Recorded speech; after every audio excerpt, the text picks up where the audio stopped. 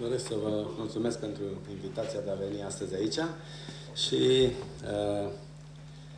explicația interesului și pasiunii noastre pentru acest subiect este legată de colaborarea încă în urmă cu peste 10 ani la conservarea formei originale a coloanei și a structurii coloanei.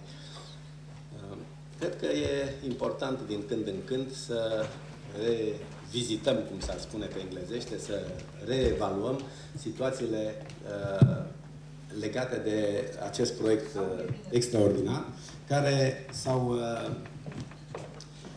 succedat într-o manieră destul de turbulentă în ultimii 20 de ani în România. Un lucru este cert. Fără îndoială, coloana este cel mai important monument al marelui nostru sculptor, cel mai renumit, cel mai cunoscut și este un lucru de mândrie pentru România și, în primul rând, pentru Târgu Jiu de a o avea aici. Destinul a făcut ca, în urmă cu circa 15 ani, să se pună problema revizuirii stării de sănătate, să spunem așa, structurală și nu numai, acestui extraordinar monument. Evident că s-au făcut multe încercări de a găsi drumul cel bun.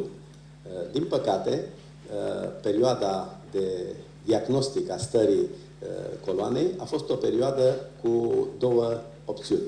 O opțiune, în esență, care se referea la păstrarea substanței inițiale a monumentului și, în speță, a miezului structural din interior, metalic, și o altă opțiune care se referea la înlocuirea acestui miez cu o nouă structură făcută după principiile moderne.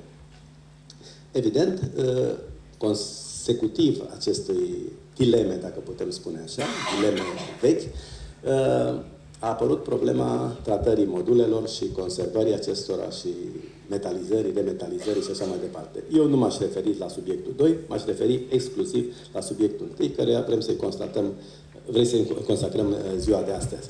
În ce privește structura acestui extraordinar monument, sigur, ca și despre monument circulă o mulțime de povești, dar sunt multe certitudini și noi am vrea astăzi să vorbim despre aceste certitudini. Deci, la sfârșitul anilor 99, noi am primit invitația la universitate de a examina această coloană din punctul de vedere al rezistenței structurale și, în principal, a rezistenței structurale la vânt.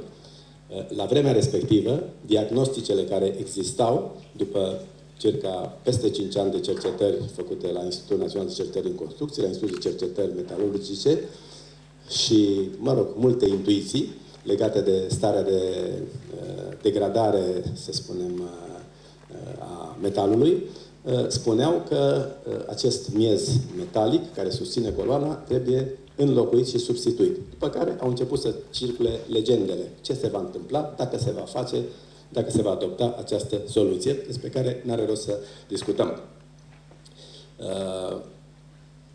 În urma dialogului care am avut atunci cu domnul Dănilă, care a fost șeful proiectului de restaurare, și cu colegii noștri de profesie, în speță cu domnul Crișan, care era responsabilul părții de structuri, noi am primit această, să spunem, rugăminte de a ne ocupa și de a analiza dacă este sigur sau este nesigur acest monument la nivelul cunoștințelor și exigențelor la vremea respectivă. Motivul pentru care s-a făcut acest lucru a fost că la vremea respectivă și cu noi desfășuram la Universitate cercetări fundamentale de siguranța structurilor și de ingineria vântului. În 75 publicasem o carte de ingineria vântului, care era una din primele cărți pe plan mondial în domeniu, care a primit și premiul Academiei la vremea respectivă. Și, mă rog, în momentul de față, standardele de vânt sunt de asemenea girate și în mare parte elaborate la noi la universitate.